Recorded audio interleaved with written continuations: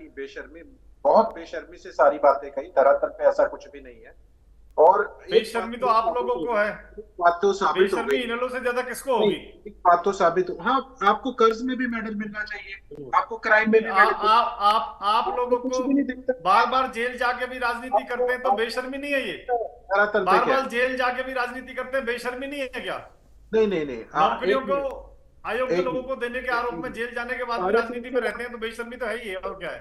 28 नौकरियां हैं, कितनों में जेल जाओगे बताओ? 28 नौकरियों में अनियमितता है, कितनों में जाना चाहते हो बताओ? ये तो सत्ता में बैठे हो, आप क्या सोचते हो? क्या है आपके हाथ में? आपके हाथ में ईडी सीबीआई है, इनकम टैक्स है, और क्या आपके हाथ में? और राष्ट्रीय पार्टियां, क्या है राष्ट्रीय पार्टियां? क्या क्या क्या है आपके हाथ में?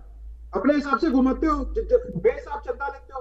वो तो चंदा तो वो है जो आपने आपको दोपहर में जेल दिया। में तो कोर्ट ने भेजा है, आपने दो आपको नंबर में जेल में दिया। कोर्ट ने भेजा है, बीजेपी ने छोड़िए नहीं आप ये भेजा। बात, छोड़िए आप बीजेपी ये से बात। पहले का मामला है। ये भैया, क्योंकि बेशर्मी आपके सबसे बड़े नेता जेल में रह के आए हैं और फिर राजनीति अरे कर रहे बोले हो, दो भैया, इससे कोई बड़ा और बात शर्म की बोलो, बात क्या होगी? कुछ और जेल में रहने के ठीक है, बाद ठीक में है। राजनीति नेहरा में हो साहब, आप, नेहरा साहब बाद में इससे काउंटर बड़ी कर क्या बात लीजिएगा। होगी? पंजेटा मैं साहब आपकी कंटिन्यू अतुल करिए। जी, हरियाणा के युवा के हक को मार हो के गया विजेंद्र भाई, अयोग्य विजेंद्र व्यक्ति भाई, को देने एक के मिनट, कारण है। उनको बोल लेने दीजिए, पंजेटा साहब को बोलने दीजिए। शब्दों का चयन ठीक होना चाहिए ना। मैं आपके ऊपर बोलना भी नहीं चाहता। देखिए, यहाँ पे बात हुई किस तरीके से, देखिए, ये मैं आपको ये बात क्यों कह रहा था कि लोकसभा का और विधानसभा का बिल्कुल एक डिफरेंट चुनाव होता है। आज आम आदमी के पार्टी और आम आदमी के प्रवक्ता अकेले ये नहीं, हर आम आदमी पार्टी का प्रवक्ता ये कहता है कि 5 सीट जो कांग्रेस की आई हैं वो हमारी वजह से आई। कांग्रेस कहती है तुम्हारी हैसियत क्या, तुमसे करना कौन चाहता था? दिल्ली का उदाहरण आपने इस वाला भी दे दिया, पिछले वाला भी, दोनों मिलके ये साबित करता है कि जो एंटी इनकम्बेंसी क्या चीज होती है, एक सत्ता विरोधी जो लहर होती है, जो 2 दड़ों में इलेक्शन बढ़ के रह गया था, ये उसका जीता जाता एग्जाम्पल है। ये कुरुक्षेत्र की भी बात करी इन्होंने, वो आप इनकी बता रहे हैं कि हमारी वजह से जीते, वो इनको, ये विपक्ष में जो पार्टियां होती हैं, जो सत्ता के विरुद्ध लहर होती है, ये इसी वजह से 2 दड़ों में इलेक्शन बढ़ के रहता है। अगर ऐसे ही चुनावों के रिजल्ट आने होते तो 2019 के अंदर भाजपा लगभग 80 सीट, 1 सीट कम 80 से, और आधी पे रह गई थी। और अब तो 10 साल हो चुके हैं, तो जनता हर चीज का हिसाब मांगेगी। रही बात कांग्रेस की, कांग्रेस के ऊपर तो टिप्पणी करना, जो अभी बातें हो रही है, मैं करना भी नहीं चाह रहा था, लेकिन किरण चौधरी क्यों छोड़ के, कुलदीप बिश्नोई क्यों छोड़ के गए, अशोक तंवर क्यों छोड़ के गए, रणदीप सुरजेवाला का काटा आप लोगों ने निकाला, उसके बाद वो तो हरियाणा की बजाय राजस्थान चले गए, राज्यसभा में शैलजा जी को आपने संगठन नहीं बनाने दिया। पहले अरविंद शर्मा जी छोड़ गए, चौधरी बीरेंद्र सिंह छोड़ गए, चलो वापस आ गए, और राहुल दत्त जी छोड़ गए।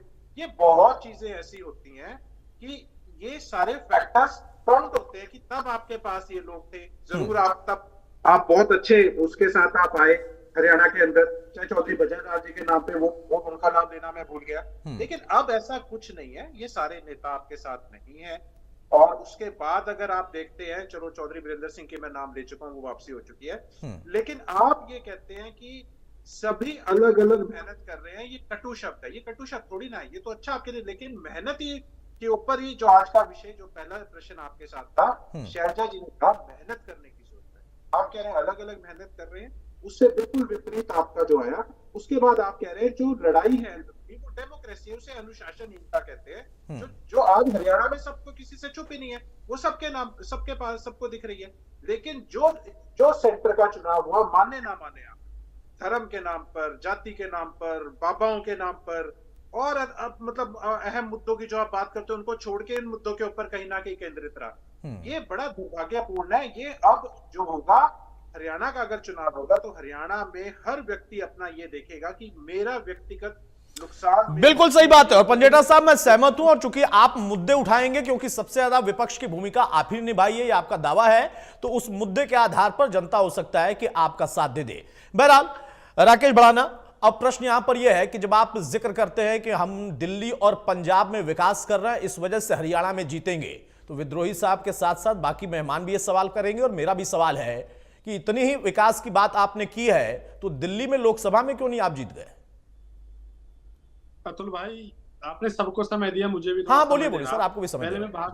मैं भारतीय जनता पार्टी के प्रवक्ता से के लिए एक बात कहना चाहता हूं। ऐसा कोई वर्ग हरियाणा में बचा नहीं जो भारतीय जनता पार्टी ने ठगा नहीं, और मुंगेरी लाल के सपने जो भारतीय जनता पार्टी तीसरी बार देख रही है, अगर हरियाणा में सरकार बनाएंगे, मैंने मुंगेरी लाल के हसीन सपने इसलिए बोले कि जो इनके सेकंड मुख्यमंत्री है, वो इस बार लोकसभा में अपनी विधानसभा नारायणगढ़ में 25,000 वोट से हार गए और अपने बूथ पे वो हार गए और अपने ससुराल के बूथ पे हार गए और 10 की लोकसभा में 5 लोकसभा हार गए। उनके दम पे आज हरियाणा में तीसरी बार सरकार बनाना चाहते हैं। दूसरी बात, मैं इनसे पूछना चाहता हूं, अभी इन्होंने कहा कि भ्रष्टाचार मुक्त था, हमने ये काम करा दिया। अगर आपने इतने अच्छे काम 9.5 साल में कराए होते तो आपको ऐसी नौबत क्यों आन पड़ी कि मनोहर लाल खट्टर को 9.5 साल में आपको बदलना पड़ा। एक और बात अतुल जी, मैं इनसे पूछना चाहता हूँ कि हरियाणा देश में बेरोजगारी में नंबर 1 कैसे पहुंच गया? हरियाणा देश में भ्रष्टाचार में नंबर 1 कैसे पहुंच गया? ना करने में ये बताइए ना, पहुंच गया। इतने बड़े बड़े घोटाले इन्होंने कर डाले क्योंकि इन्हें पता था कि 9.5 साल में जो लूट इन्होंने मचाई, जो भ्रष्टाचार इन्होंने किया, इनके मुख्यमंत्री और मंत्रियों ने और कार्यकर्ताओं ने, इसकी बदौलत लोकसभा में इन्होंने घर में नहीं घुसने देंगे, गांव में नहीं घुसने देंगे। और अतुल जी, ये हुआ इंडिया गठबंधन में जब हम लड़ रहे थे तो लोगों ने जमानत क्यों नहीं बची आज तक? राकेश बड़ा विजेंद्र नेहरा आपसे कुछ पूछ रहा है। हाँ नेहरा साहब, जमानत क्यों नहीं बची हरियाणा में? आज तक जमानत क्यों नहीं बची, ये बताइए ना। अरे 5 के 5 क्यों हार गए? नारायणगढ़ में कैसे हार गए मुख्यमंत्री? अरे नारायणगढ़ में अपनी 2024 हार गए, आज तक जमानत। अरे मेरे भाई, एक चुनाव का नाम बताइए। नारायणगढ़ में, अरे भैया आपकी लड़ाई नोटा से है, आपकी लड़ाई नोटा से है भैया। हरियाणा में भ्रष्टाचार कैसे आपने सबसे ज्यादा गिरा? लेकिन राकेश बड़ा ना, एक सवाल तो स्वाभाविक है ना, जो मैंने पूछा था उसको आप टाल गए। मेरा सवाल यह है कि आप कितना जीत गए? फिर आप कितना जीत गए हरियाणा में? आप कितना जीत गए? ये तो सवाल है ना। आप कांग्रेस को भी लपेटे में ले रहे हैं, बीजेपी से तो लड़ाई है ही आपकी, लेकिन आम आदमी पार्टी कितना जीत गई? क्या कह रहे हैं अतुल जी? मैं कह रहा हूं कि आपकी पार्टी कितना जीत गई। सवाल तो ये है ना आपसे, आप सबके ऊपर सवाल खड़े कर रहे हैं, आप खड़े करिए, बिल्कुल अच्छी बात है, लेकिन आपकी पार्टी कितना जीत गई और क्यों जीतेगी? मैं उस बात का, आज हरियाणा में अतुल जी इंडियन नेशनल लोक दल जेजेपी और बसपा से तीसरे नंबर पे अगर सबसे ज्यादा वोट आई है तो वो हमारी आई है और हम लोकसभा कुरुक्षेत्र को जीतने वाले थे। विद्रोही जी कह रहे हैं उनका वोट है, कांग्रेस ना गोपी, विद्रोही जी कह रहे हैं उनका वोट है, विद्रोही जी कह रहे हैं उनका, कह रहे हैं, आप कह रहे हो तीसरे नंबर की पार्टी हो आप। राकेश भाई, जेजेपी और भाई इंडियन नेशनल लोक दल, अगर आप वहां तीसरे नंबर पर थे या दूसरे नंबर पर थे तो उस पर क्लेम कर रहे हैं विद्रोही साहब कि वोट हम लोग का था। विद्रोही जी को तो मैं ये कह रहा हूं अतुल जी, इन्होंने पीठ में छुरा घोंपा। मैं इनसे पूछना चाहता हूं कि पहले पिछली बार 10 के 10 8-8 लाख वोटों से आ रहे हैं इसके कैंडिडेट इनके। इस बार तो इनकी इज्जत बच गई हमारी बदौलत और इनके नेताओं ने माना है। अब पीठ में छुरा किसने भोंका, ये फिलहाल आप तो कांग्रेस से पूछ रहे हैं। एक दौर था अन्ना हजारे भी पूछते थे कि पीठ में छुरा किसने भोंका। ये तो कांग्रेस ने धोखा, हम तो बोल तो रहे कांग्रेस ने हमारी पीठ में छुरा घोंपा। हमारे और अन्ना हजारे के किसने घोंपा था? क्या बोल रहे? जिनके आंदोलन से आपकी राजनीति शुरू हुई और नेता बन गए, वो भी यही सवाल पूछते थे उस दौर में कि मेरी पीठ में छुरा किसने घोंपा। वो तब वो पूछते थे जब भारतीय जनता पार्टी के हाथों में खेलने लगे थे, उनसे पहले उन्होंने कभी नहीं पूछा। अच्छा, जब तक आंदोलन उन्होंने किया तब तक जो है वो बीजेपी के नहीं थे, लेकिन बाद में वो बीजेपी के हो गए। यही राजनीति है। बहरहाल बहुत सारे रंग है राजनीति के।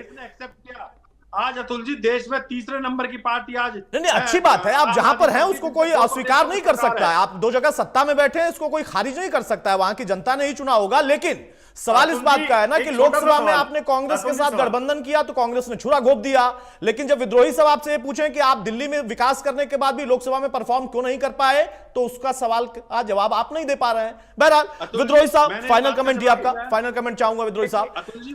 देखिए अतुल जी, हमारा तो बड़ा स्पष्ट मानना है कि हर दल को चुनाव लड़ने का लोकतांत्रिक अधिकार है, लड़े।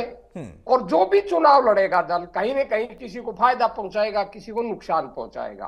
पर मुख्य मुकाबला हरियाणा के अंदर पहले भी 19 में भी कांग्रेस में था, लोकसभा में भी, विधानसभा में भी, 2024 में भी मुख्य मुकाबला कांग्रेस और बीजेपी में था। और 2024 विधानसभा चुनाव में भी मुख्य मुकाबला, मुख्य प्लेयर कांग्रेस ही रहेगी। और अब की बार हरियाणा की जनता हमको अपना आशीर्वाद देगी, ऐसा हमारा मानना है। और जितने भी दूसरे दल लड़ रहे हैं उनका भी स्वागत है, उनका भी लोकतांत्रिक अधिकार है, परंतु वो कांग्रेस के विजय रथ को रोकने में कोई भी आज सक्षम नहीं है। जनता मन बना चुकी है कि हमें भाजपा को भगाना है और कांग्रेस को सत्ता में लाना है। अगर दावे कोई कुछ भी करे, उनका लोकतांत्रिक अधिकार है।